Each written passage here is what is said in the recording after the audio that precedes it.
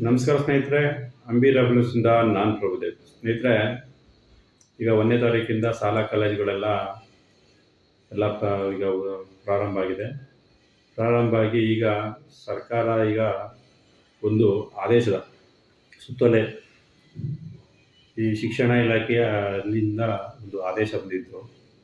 ಮೊದಲೇ BJP ಸರ್ಕಾರ ಇದ್ದಂಥ ಸಂದರ್ಭದಲ್ಲಿ BJPಯವರು ಸಮವಸ್ತ್ರನ ಎಲ್ಲರಿಗೂ ಒಂದೇ ರೀತಿ ಸಮವಸ್ತ್ರ ಅನ್ನೋದು ಹೆಸರಿನ ಪ್ರಕಾರ ಕೋರ್ಟ್ನ ಆದೇಶದ ಪ್ರಕಾರ ಸಮವಸ್ತ್ರದಲ್ಲಿ ಹಿಜಾಬ್ಗಳನ್ನ ನಿಷೇಧ ಮಾಡಿತ್ತು, ಸರ್ಕಾರ ಆದೇಶ ಹೊರಡಿಸಿತ್ತು. ಆದರೆ ಈಗಿನ ಸರ್ಕಾರ, ಕಾಂಗ್ರೆಸ್ ಸರ್ಕಾರ, ಈಗಿರುವಂಥ ಕಾಂಗ್ರೆಸ್ ಸರ್ಕಾರದಲ್ಲಿ ಹಿಜಾಬ್ಗೆ ಪರ್ಮಿಷನ್ ಕೊಟ್ಟಿದೆ. ಅದೇ ರೀತಿಯಲ್ಲಿ ಹಿಂದೂಗಳು ಯಾವುದೇ ರೀತಿಯ ಮಣಿ ಅವು ಸಂಬಂಧಪಟ್ಟಂಗೆ ಧಾರ್ಮಿಕ ಸಂಬಂಧಪಟ್ಟಂಗೆ ಹಾಕ್ಕೊಂಡು ಹೋಗೋದು ಅದನ್ನು ಕೆಲವೊಂದನ್ನು ಮೆನ್ಷನ್ ಮಾಡಿ ಸರ್ಕಾರ ಆದೇಶ ಹೊರಡಿಸಿದೆ. ಆದರೆ ನೋಡಿ, ಇಷ್ಟು ದಿನ ಹಿಜಾಬ್ ಸುದ್ದಿನೇ ಇರಲಿಲ್ಲ.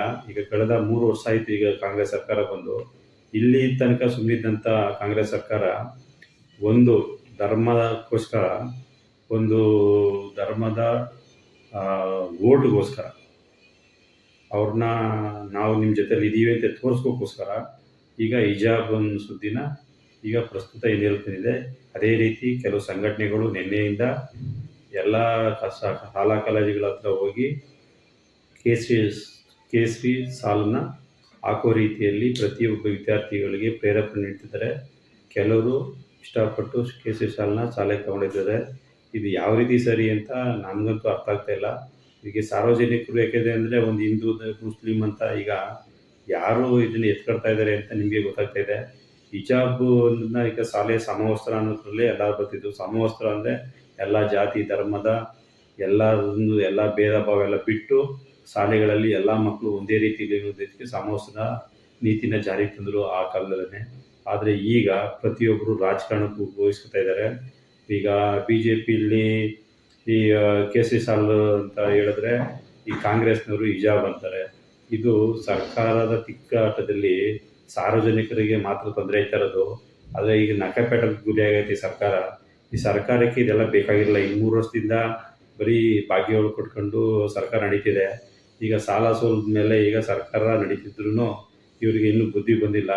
ನೋಡಿ, ಸಾರ್ವಜನಿಕ ಶಿಕ್ಷಣ ಇಲಾಖೆಯವರು ಈಗ ಸಾರ್ವಜನಿಕರಿಗೆ ಈ ಶಿಕ್ಷಣ ಇಲಾಖೆಯಲ್ಲಿ ಏನು ಮಾಡ್ಬೋದಾಯಿತು ಅಂದರೆ, ಈಗ ಅನಧಿಕೃತವಾಗಿ ಶಾಲಾ ಕಾಲೇಜುಗಳಲ್ಲಿ ಹೆಚ್ಚಿನ ರೀತಿಯಲ್ಲಿ ಈ ದರ ನಿಗದಿ ಮಾಡಿ ಸುಲಿಗೆ ಮಾಡ್ತಿದ್ದಾರೆ ಪೋಷಕರು ತಾವು. ಅದ್ರ ಬಗ್ಗೆ ಈ ಸರ್ಕಾರ ಏನು ಕಾನೂನು ಕ್ರಮ ಕೈಗೊಂಡಿಲ್ಲ. ಆದರೆ ಮಾಡಬೇಕಾದನ್ನು ಮಾಡ್ದೇ ಏನು ಮಾಡಬಾರ್ದು ಅದನ್ನು ಮಾಡ್ತಾ ಇದೆ. ಹಿಜಾಬ್ ಬೇಕಾಗಿರಲಿಲ್ಲ.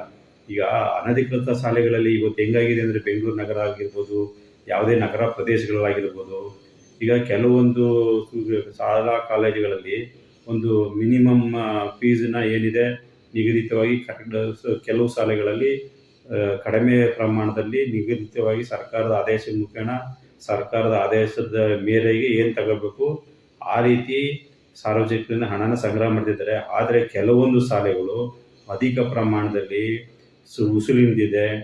ಒಂದು ವ್ಯಾನ್ ಫೀಸ್ ಆಗಿರ್ಬೋದು, ಒಂದು ಪಠ್ಯ ಪುಸ್ತಕ ಇರ್ಬೋದು, ಒಂದು ಶಿಕ್ಷಣಕ್ಕೆ ಸಂಬಂಧಪಟ್ಟ ಶುಲ್ಕ ಇರ್ಬೋದು, ಇದನ್ನು ಅಧಿಕ ಪ್ರಮಾಣದಲ್ಲಿ ಸುಲಿಗೆ ಮಾಡ್ತಿದ್ದಾರೆ. ಇದ್ರ ಬಗ್ಗೆ ನಮ್ಮ ಕರ್ನಾಟಕ ರಾಜ್ಯದ ಮಂತ್ರಿಗೆ ಜ್ಞಾನ ಇಲ್ಲ. ಆದರೆ ಇದ್ರ ಬಗ್ಗೆ ಮಾತಾಡೋಕ್ಕೆ ಯೋಗ್ಯತೆ ಇಲ್ಲ. ಆದರೆ ಈ ಬಾಕಿದೆಲ್ಲನೂ ಬೇಡದ ವಿಚಾರ ಎಲ್ಲ ತೆಗಿಯೋದಕ್ಕೆ ಈ ವೈನಿಗೆ ಭಾರಿ ಏನೋ ದೊಡ್ಡದು ನನ್ನ ಮುಖ್ಯ ಏನೋ ನನ್ನನ್ನು ಮಂತ್ರಿ ಮಾಡಿಬಿಟ್ಟವ್ರೆ, ನಾನೇನೋ ಭಾರಿ ದೊಡ್ಡ ಗನಂದರಿ ಕೆಲಸ ಮಾಡಿದ್ದೀನಿ ಅಂತ ಹಿಜಾಬ್ ವಿಚಾರ ತಗೊಬಂದು ಈಗ ನಮ್ಮ ರಾಜ್ಯದಲ್ಲಿ ಒಂದು ಗೊಂದಲ ಸೃಷ್ಟಿ ಮಾಡಿಟ್ಟಿದ್ದಾರೆ. ಇವಾಗ ಮುಂದೆ ಏನಾಯ್ತಿದೆ ಅಂತ ಗೊತ್ತಿಲ್ಲ. ಆದ್ರಂತೂ ಇದು ಗೊಂದಲ ಸೃಷ್ಟಿಯಾಗಿರೋದಂತೂ ಸತ್ಯ. ಈಗಾಗಲೇ ನಿನ್ನೆ ಸಹ ಶಾಲಾ ಕಾಲೇಜುಗಳಲ್ಲಿ ಈ ಮಕ್ಕಳುಗಳಲ್ಲಿ ನಾನು ಹಿಂದೂ, ಇವರು ಮುಸ್ಲಿಮಗಳು, ಹಿಂದೂಗಳು ಎಲ್ಲ ಒಗ್ಗಟ್ಟಾಗಿ ಅವ್ರದ್ದೇ ಆದಂಥ ಹೋರಾಟನ ಅವ್ರು ಮಾಡ್ತಿದ್ದಾರೆ. ಸರ್ಕಾರ ಸುಮ್ಮನೆ ಇಲ್ದೇ ಈ ಹಿಜಾಬ್ ವಿಚಾರ ತಂದ್ಬಿಟ್ಟು ತಾನೇ ಇರಬೇಕು ಕಂಡಂಗೆ ಈಗೇನಾಯ್ತಿದೆ ಅಂತ ಕಾದು ನೋಡಬೇಕು. ಇದರಿಂದಂತೂ ಯಾರಿಗೂ ನೆಮ್ಮದಿ ಇಲ್ಲ. ನೋಡಿ, ಹಿಂದೂ ಮುಸ್ಲಿಂ ಅಂತ ಎಲ್ಲರೂ ತೋರಿಕೆ ಪಡಿಸ್ಕೊಂಡು ಓಡಾಡೋ ರೀತಿಯಲ್ಲಿ ಈ ಸರ್ಕಾರ ಈ ಹಿಜಾಬನ್ನ ಪರ್ಮಿಷನ್ ಕೊಟ್ಟು ಸರ್ಕಾರ ತನ್ನ ತಲೆ ಮೇಲೆ ತಾನೇ ಏನೋ ಹೇಳ್ಕೊಂಡಂಗಾಗಿದೆ. ನೋಡೋಣ ಮುಂದಿನ ಬೆಳವಣಿಗೆ ಏನಾಗುತ್ತೆ ಅಂತ ನಾವು ಕಾದು ನೋಡೋಣ. ಈ ಸರ್ಕಾರ ಏನು ಮಾಡಬೇಕು ಅದನ್ನು ಮಾಡ್ತಾ ಇಲ್ಲ, ಮಾಡಬಾರದನ್ನು ಮಾಡ್ತೈತೆ. ಈ ಸರ್ಕಾರಿ ಅಧಿಕಾರಿಗಳಿಗೆ ಆ ಮುಖ್ಯ ಯಾರು ಈ ಏನಿದೆ ಶಿಕ್ಷಣ ಮಂತ್ರಿಗೆ ಸರಿಯಾದಂಥ ಮಾರ್ಗದರ್ಶನ ಕೊಡ್ತಾನೆ ಈ ಥರ ತಪ್ಪು ಮಾರ್ಗದರ್ಶನ ಕೊಟ್ಬಿಟ್ಟು ಅವ್ರ ಓಟ್ಗೋಸ್ಕರ ಈ ಥರ ಎಲ್ಲ ಮಾಡ್ಕೊಂಡಿರೋದ್ರಿಂದ ಭಾರಿ ಸಮಸ್ಯೆ ಆಗ್ಬೋದು ಅಂತ ನಮ್ಮ ಅನಿಸಿಕೆ ಇದೆ. ಆದರೆ ಮುಂದೆ ಕಾದು ನೋಡೋಣ ಏನು ಮಾಡ್ತಾರೆ. ಈಗ ಈ ಆದೇಶದ ವಿರುದ್ಧ ಏನಾರ ಕಾನೂನು ಕ್ರಮನ ಈಗ ಮತ್ತೆ ಏನಾರ ಇಜಾರ್ ಕ್ಯಾನ್ಸಲ್ ಮಾಡ್ತಾರೋ ಏನೋ ಗೊತ್ತಿಲ್ಲ. ಮುಂದಂತೂ ಈಗಾಗಲೇ ಸಂಘ ಸಂಸ್ಥೆಗಳು, ಹಿಂದೂ ಪರ ಸಂಘಟನೆಗಳು ಈಗಾಗಲೇ ಸಜ್ಜಾಗಿ ಎಲ್ಲ ರೀತಿ ಹೋರಾಟ ಮಾಡಿ ಈಗ ಸ್ಕೂಲ್ಗಳ ಹತ್ರ ಈಗ ಮಕ್ಕಳಲ್ಲೂ ಸಹ ಈಗ ನೀನು ಹಿಂದೂ, ನೀನು ಕ್ರಿಶ್ಚಿಯನ್ನು, ನೀನು ಮುಸ್ಲಿಮ್ ಅನ್ನೋ ರೀತಿಯಲ್ಲಿ ಈಗ ಬಿಂಬಿಸುವ ಥರದಲ್ಲಿ ಈಗ ಎಲ್ಲ ಜನಗಳಿಗೂ ಈಗ ಅವ್ರದ್ದೇ ಆದಂಥ ಒಂದು ಸ್ಥಾನಮಾನ ಇತ್ತು. ಈಗ ಒಂದು ಇಲಾಖೆಯಲ್ಲಿ ಎಲ್ಲರಿಗೂ ಸಮವಸ್ತ್ರದ ರೀತಿಯಲ್ಲಿ ಸಮಾಧಾನದಿಂದ ಇರಬೇಕಾದಂಥವ್ರಿಗೆ ಈಗ ಸಮಾಧಾನ ತೆಗೆದಾಕಿ ಇವು ಎಲ್ಲ ಸಮವಸ್ತ್ರದ ಅವ್ರು ಇಷ್ಟ ಬಂದು ಹಾಕೋಗೋದು ರೀತಿಯಲ್ಲಿ ಇವತ್ತು ಶಾಲಾ ಕಾಲೇಜುಗಳನ್ನ ಬದಲಾವಣೆ ಮಾಡ್ತಿದ್ದಾರೆ ಈ ಸರ್ಕಾರ ಮುಂದೆ ಏನು ಈಗ ಈಗಾಗಲೇ 2 ವರ್ಷದಿಂದ ಎಲ್ಲರಿಗೂ ಈ 3 ವರ್ಷ ತುಂಬಿದೆ, ಇನ್ನು 2 ವರ್ಷ ಬಾಕಿ ಉಳಿದಿದೆ. ಈ 2 ವರ್ಷದಲ್ಲಿ ಈ ಸರ್ಕಾರ ಈಗ ಆಲ್ರೆಡಿ ಈ ಸಾಲನ ಏನು ಕೋಟ್ಯಾಂತರ ರೂಪಾಯಿ ಸಾಲನ ನಮ್ಗಳ ಮೇಲೆಲ್ಲ ತಗೊಬಂದು ಯಾವ್ಯಾವ ಬ್ಯಾಂಕಲ್ಲಿ ಏನೇನು ಎಷ್ಟು ತರ್ಬೋದು ಅಧಿಕ ಮಟ್ಟದಲ್ಲಿ ಸಾಲ ತಗೊಬಂದು ಇವತ್ತು ಸರ್ಕಾರ ನಡೆಸ್ತಾ ಇದ್ದಾವೆ.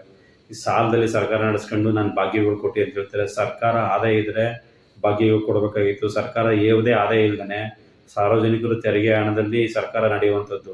ಆದರೆ ತೆರಿಗೆ ಎಲ್ಲ ಥರದ ತೆರಿಗೆನೂ ಜಾಸ್ತಿ ಮಾಡಿ ಸಾರ್ವಜನಿಕರ ಮೇಲೆ ಎಲ್ಲ ತೆರಿಗೆನೂ ಹೊರಿಸಿ ಈಗ ಬರೀ ಒಂದು ಪೆಟ್ರೋಲ್ದು ಹೇಳ್ತಾರೆ, ಪೆಟ್ರೋಲ್ದು ಜಾಸ್ತಿ ಆದಾಯಕ್ಕೆ ಪೆಟ್ರೋಲ್ ಮಾಡಿಬಿಟ್ರು ಸೆಂಟ್ರಲ್ ಗೌರ್ಮೆಂಟದ್ದು.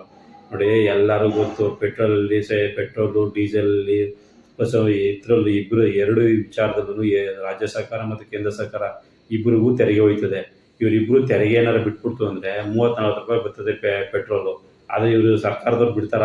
ಎಲ್ಲ ತೆರಿಗೆ, ಮಾರಾಟ ತೆರಿಗೆಯಿಂದ ಹಿಡಿದು ಟ್ರಾನ್ಸ್ಪೋರ್ಟೇಷನ್ನು ಎಲ್ಲನೂ ಒಟ್ಟು ಡಬಲ್ ಹಾಕಿ ನಮ್ಮ ಎಲ್ಲ ಸಾರ್ವಜನಿಕರಿಂದ ಹಣ ವಸೂಲಿ ಮಾಡ್ತದೆ. ಇವ್ರು 2 ರೂಪಾಯಿ 3 ರೂಪಾಯಿ ಜಾಸ್ತಿ ಇದ್ದಟ್ಟಿಗೆ ಇವ್ರು ಅವ್ರ ಮೇಲೆ ಹೇಳೋದು, ಅವ್ರು ಇವ್ರ ಮೇಲೆ ಹೇಳೋದು.